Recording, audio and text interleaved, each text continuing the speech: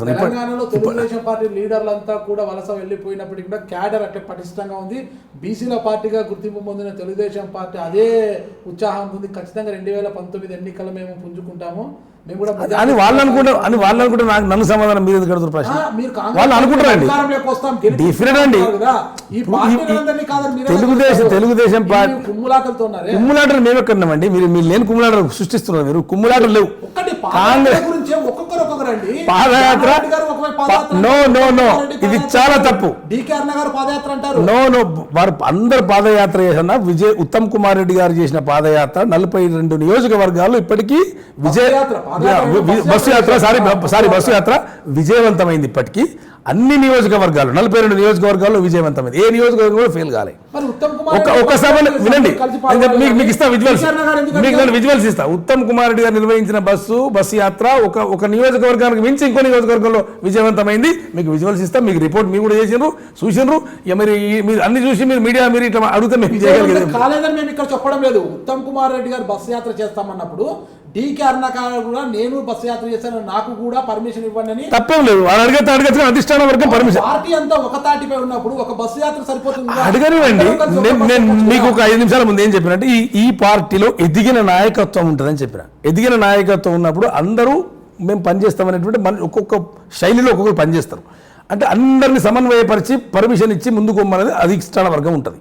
అధిష్టాన వర్గం ఎవరు పర్మిషన్ ఇస్తే వాళ్ళు పనిచేస్తూనే ఉంటారు. తప్పే ఉన్నదల్లా ఎవరిని తప్పుపట్టాల్సిన అవసరం లేదు. మా పార్టీలో ఎదిగిన నాయకత్వం ఉంటుంది అనేది మీకు నేను చెప్పిన ఇందాక. ఎదిగిన నాయకత్వం అంతా ఒక తాటికి పైకి వచ్చి అందరి భావాలు షేర్ చేసి అందరూ ఇంకా బలం పుంజుకుంటుంది. ఉత్తమ్ కుమార్ రెడ్డి గారు నిర్వహించినటువంటి బస్సు యాత్రలో మీరు చూడండి, అందరు సీనియర్ నాయకులు అటెండ్ చేశారు. అందరు సీనియర్ నాయకులు పాల్గొన్నారు. ఇది మీకు కూడా తెలుసు. మీరు నాతో మళ్ళీ ఇటువంటి క్వశ్చన్ అడిగితే నేను చెప్పగలేదు. అందరు లేరా? జానారెడ్డి గారు వెళ్ళారు, షబీర్ అలీ గారు వెళ్ళారు, డీకే అరుణ గారు వెళ్ళారు, మొత్తం కోమటిరెడ్డి వెంకటరెడ్డి గారు వెళ్ళారు. అందరు ముఖ్యమైనటువంటి సీనియర్ నాయకులు మొత్తం మా దామోదర్ రాజనరసింహ గారు వెళ్ళారు, మా బట్టి విక్రమార్క గారు వెళ్ళారు. అందరూ ఒకే వేదిక పైన మీరు ఉన్నది చూడలేదా? ఎందుకు మా పార్టీలో విభేదాలు అని మీరు అన్యాయంగా అంటారు? ఇట్లా భిన్నాభిప్రాయాలు ఉంటాయంటారు. వెంకటరెడ్డి గారిని మొత్తం అసెంబ్లీ నుంచి సస్పెండ్ చేస్తే కోర్టుకు వెళ్ళినా కూడా ప్రదేశ్ కాంగ్రెస్ కమిటీ అధ్యక్షులు కావచ్చు, రాష్ట్ర నాయకులు కావచ్చు, ఎవరు కూడా పెద్దగా స్పందించడం లేదు. మీరు మూకుమ్మడిగా రాజీనామాలు చేసి బయటకు వచ్చే ప్రయత్నాలు చేయండి, మాకు మద్దతుగా నిలబడండి, మాకు మద్దతు ప్రకటించడం లేదు సరిగ్గా, మీరు నాయకుల నుంచి మాకు మద్దతు లేదని వెంకటరెడ్డి గారు సంపత్ గారు బహిరంగంగా ప్రశ్నించలేదంట. అసలే ప్రశ్నించలేదు. ఒకటి ప్రశ్నిస్తున్నారు అని రాసిరు పత్రికలను, వాళ్ళు ఎప్పుడు ప్రశ్నించాలి. ఒకటి చెప్పాను, వాళ్ళు ఎప్పుడు ప్రశ్నించాలి. మీరు సుదీర్ఘమైన ప్రశ్న అడిగారు, నన్ను కనీసం చిన్న జవాబు అని చెప్పనియండి. మీరు ప్రశ్న సుదీర్ఘంగా అడిగారు. కోమటిరెడ్డి వెంకటరెడ్డి గారు, సంపత్ గారు ఎప్పుడు కూడా బహిరంగంగా మా పార్టీ మద్దతు ఇస్తారని వాళ్ళు అనలే. వాళ్ళు అంటున్నట్టుగా సృష్టించి మీడియా రాసింది అంతే తప్ప వాళ్ళు అనలే ఇప్పుడు. అయితే వారి విషయంలో కూడా టీఆర్ఎస్ ప్రభుత్వం దుర్మార్గంగా వ్యవహరించిందనే విషయంలో మా సీనియర్ నాయకులంతా కూడా గవర్నర్ గారు కలిశారు, హైకోర్టులో కేసులు వేయించారు, లెజిస్లేచర్ పార్టీ మీటింగ్లో చర్చించారు. అవసరమైతే రేపు సుప్రీంకోర్టుకు వెళ్ళడానికి రేపు రంగం సిద్ధం చేశారు. రాష్ట్రపతి గారి దగ్గరకు వెళ్ళడానికి రంగం సిద్ధం. ఇంతకంటే నాయకత్వం ఏం చేస్తుందండి? మూర్ఖంగా వాళ్ళు వ్యవహరిస్తున్నారు. కోర్టు నుంచి ఆర్డర్ మేము తెచ్చేయలేదా? ఇంప్లిమెంటేషన్ చేస్తుందా ఈ ప్రభుత్వం? ఈ ప్రభుత్వానికి కోర్టు పట్ల ఏమైనా విశ్వాసం ఉందా? ప్రజాస్వామ్యం పట్ల విశ్వాసం ఉందా? 2 శాసనసభ్యులను సస్పెండ్ చేసి కోర్టు మీద మొట్టికాయ వేస్తే కూడా దాన్ని ఇంప్లిమెంట్ చేయకుండా మీరు దుర్మార్గంగా వ్యవహరిస్తున్నారు. మా పార్టీ స్పందించలేదా? మేము రాష్ట్రపతి దగ్గరికి పోయేటువంటి కార్యక్రమం కూడా తీసుకున్నారు. గవర్నర్ గారు కూడా 2 సార్లు మెమోరాండం ఇచ్చారు. మా ప్రెసిడెంట్ గారి నాయకత్వంలో, పిసిసి ప్రెసిడెంట్ గారి నాయకత్వంలో, జానారెడ్డి గారి నాయకత్వంలో వెళ్ళి గవర్నర్ గారికి వెళ్ళలేదా? మీకు తెలియదా? మీరు రిపోర్ట్ చేయలేదా? అది ఎట్లాంటి మేము స్పందిస్తలేమని చెప్పి ఏదో గాలి మాటలు మాట్లాడితే ఎట్లా? ఎందుకు పార్టీ చాలా గట్టిగా స్పందించింది, ధీటుగా స్పందించింది. దుర్మార్గం చేస్తున్నది టీఆర్ఎస్ ప్రభుత్వం. స్పీకర్ గారు కూడా రాజ్యాంగం ఉల్లంఘిస్తూ ఉన్నారు. శాసనసభాధిపతే శాసనసభ పట్ల అగౌరవంగా వ్యవహరిస్తున్నటువంటి పరిస్థితిలో ఎవరు చేయగలిగేది ఏముంటుందండి? ప్రజాస్వామ్యాన్ని మీరే కూలి చేయదలుచుకున్నప్పుడు ఎవరు ఏం చేస్తారు? కాబట్టి వాళ్ళ పట్ల ఖచ్చితంగా పార్టీ కమిట్మెంట్తో ఉన్నది. వాళ్ళ విషయంలో అన్యాయం జరిగిందనే దానిలో పార్టీ గట్టిగా పోరాటం చేస్తూనే ఉంది. దానిలో మీరు ఇంట్లో కూడా మీరు ఇక్కడ శల్య పరీక్ష చేస్తే ఎట్లా? ఇంట్లో కూడా మీరు శోధన చేస్తే ఎట్లా? ఇంకా అట్లా కరెక్ట్ చేయాల్సిందే ఖచ్చితంగా. అలా చేయడానికి ఏం లేదు. మీరు కోమటిరెడ్డి వెంకటరెడ్డి గారు మీడియా కథనాలు రాసే ఓకే, కానీ టీవీల ముందు మాట్లాడింది కూడా వేరే వాళ్ళ వాయిస్ ఏమన్నా? నో వాళ్ళు మాట్లాడలే. వాళ్ళు అట్లా మాట్లాడారు. వాళ్ళు మాట్లాడింది ఒకటి, వక్రీకరించింది ఇంకోటి అయింది. వాళ్ళు ఏం మాట్లాడలే. అట్లా పార్టీకి పిసిసి అధ్యక్షులకు విరుద్ధంగా వాళ్ళు ఎప్పుడు బహిరంగంగా మాట్లాడలే. ప్రెసిడెంట్ గారి దగ్గరకు అడగచ్చు, సార్ మాకు ఇచ్చేయండి అర్జెంట్ అడగచ్చు, ఏదైనా అడుకోవచ్చు. మా పార్టీ అధ్యక్షులు మేము ఏదైనా అడుగుతాం, మాకు ఇబ్బంది ఏం లేదు.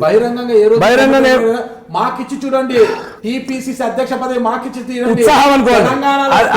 అది ధిక్కారం కాదు. స్థానాలు సాధిస్తాం, ఓకే, నేను చెప్తాను, జవాబిస్తాను. అది ధిక్కారం కాదు, ఉత్సాహం. ఎలా అడుగుతారండి ఒకరు పిసిసి No.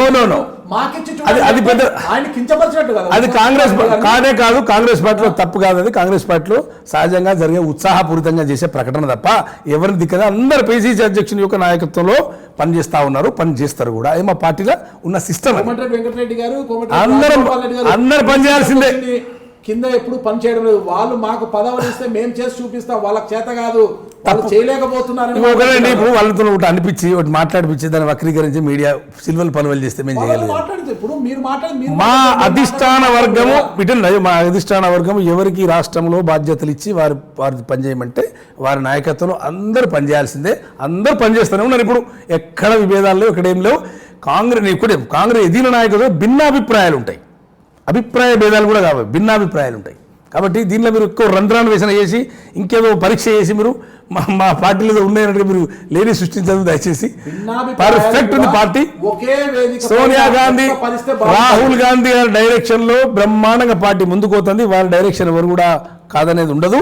మా party state Telangana Congress committee successful నడుతుంది. రేపు 2019లో మేము రిజల్ట్స్ మీరు తీసుకొని చూపెడతాం, మీరు చూడండి. ఛాలెంజ్ నేను ఛాలెంజ్ చెప్తా. భిన్నాభిప్రాయాల్లో ఒకే వేదిక వ్యక్తపరిస్తే అన్ని అభిప్రాయాలు అందరు భిన్నాభిప్రాయాలు సేకరించుకొని ఒక అభిప్రాయంగా క్రోడీకరిస్తే ఒక అర్థం ఉంటుంది. అలా కాకుండా ఎవరి వేదికల్లో ఎవరి ఇష్టానుసారం ఎవరు మాట్లాడారు. నేను చెప్తాను సార్, ఎవ్వరు కూడా మాట్లాడలేరు అట్లా. వట్టిగా మీడియా నేను ఎందుకంటే మీడియా మీద ఆరోపణలు చేసినట్టు నన్ను ఇప్పుడు ఎవరో ఒకరు కనుసన్నలో మీడియా నడుస్తుంది. అలా ఒక ఇట్లా రాయమంటే గట్లే రాసే పరిస్థితి ఉన్నది. ఇప్పుడు ఒక ఇట్లా ప్రసారం చేయమంటే గట్లే ప్రసారం చేస్తాను. అది మేము అంటే ఏంటంటే మేము బాగా సుదీర్ఘ రాజకీయ పార్టీ కాబట్టి మేము మీడియా మీద అంటే మీరు ఏమంటారు, మీరు ఇంత ఎక్స్పీరియన్స్ ఉన్న వాళ్ళు మీరు మీడియాను కూడా తూలనాడుతున్నారు అంటారు. కానీ మీడియా చేస్తున్న పని ఏంటిది? అలా ఇప్పుడు నేను మళ్ళీ అనవసరం నాతో మీడియా మీద అననీయకండి. ఇక నేను మీడియా మీద కామెంట్ చేయను. ఇలా మీడియా ఎవరి కన్సర్న్లో నడుస్తుంది, ఎవరికి భయపడుతుంది మీడియా? ఒక్కొక్క సందర్భంలో మాకు కూడా బాధ అనిపిస్తుంది. అది ఒక పెద్ద రాజకీయ పార్టీ, నిన్నటి వరకు మేము అధికారులు ఉంటాం, దేశంలో అధికారులు ఉంటాం. కొన్ని సందర్భాల్లో మా ముఖ్యమైన నాయకులు స్టేట్మెంట్లు ఇస్తే 14 పేజీలకు ఇంత తీస్తారండి, 2-3 లైన్స్ వేస్తారు. ఇది మీడియా ఎవరికి భయపడుతుంది రాష్ట్రంలో? ఇలా మీడియా ఎవరికి భయపడు? మీడియా ఎవరి కన్సర్న్లో చెప్పండి ఒకసారి, మీరు చెప్పండి. మీడియాను ఎవరు బేరించారు? కాంగ్రెస్ పార్టీ చరిత్రలో ఎప్పుడైనా మీడియాను బేరించిందా? కాంగ్రెస్ పార్టీ చరిత్ర చెప్పండి. ఈ రాష్ట్రంలో మేము ఎవరిని బేరించాం? అది కాంగ్రెస్ పార్టీ విధానం అనేది కాదు. ఇవాళ మీరు నిన్న మొన్న అధికారంలోకి వచ్చిన వాళ్ళకి ఇలా వణుకుతా ఉన్నారు. మీడియా ఎందుకు వణుకుతానండి? ప్రజాస్వామ్యబద్ధంగా వ్యవహరిస్తుంది మీడియా ఈ రాష్ట్రంలో. ఇప్పుడు మా స్టేట్మెంట్లు, మేము గాంధీ భవన్లో నిర్వహించిన కార్యక్రమాలను కానీ, మా జాతీయ నాయకులు వచ్చిన కార్యక్రమాలను కానీ 13-14 పేజీలు వేసి మీరు చిన్నగా అవమానపరిచేటువంటి విధంగా మీడియా వ్యవహరిస్తే ఈ మీడియాని ఏం నమ్ముకుంటామండి? ఇంకా మమ్మల్ని వాళ్ళు చెప్పినట్టు చిల్వల పనులు వేసి మనం వక్రీకరించి, నాయకులు ఒకటి మాట్లాడితే ఒకటి వక్రీకరించి ఇలా పత్రికలను వేసి కాంగ్రెస్ పార్టీని బదనాం చేసే కార్యక్రమం తీసుకున్నారు తప్ప మీడియా కరెక్ట్ రోల్ ప్లే చేస్తుంది ఈ రాష్ట్రంలో. ఒక్కసారి గుండె మీద చేసుకుని ఒక మీడియా ప్రతినిధిగా మీరు చెప్పండి. మీరు చూస్తున్నారు ఐ డ్రీమ్ న్యూస్ని. మీరు చూస్తున్నది ఐ డ్రీమ్ న్యూస్. అంటే కళలని నిజం చేస్తూ ప్రజలకి నిజాలని కళల ద్వారా తీసుకొచ్చే ఐ డ్రీమ్కి మై బెస్ట్ విషెస్. మీరు చూస్తున్నది ఐ డ్రీమ్ న్యూస్. మీరు చూస్తున్నారు I dream channel. For more videos please subscribe I dream. మరిన్ని వీడియోల కోసం ఐ డ్రీమ్ని సబ్స్క్రైబ్ చేయండి. Please subscribe I dream. And I am very much satisfied with the way interview went on. Kindly subscribe to I Dream. For more videos, subscribe to iDream. And loads of fun entertainment and content. Do watch I Dream.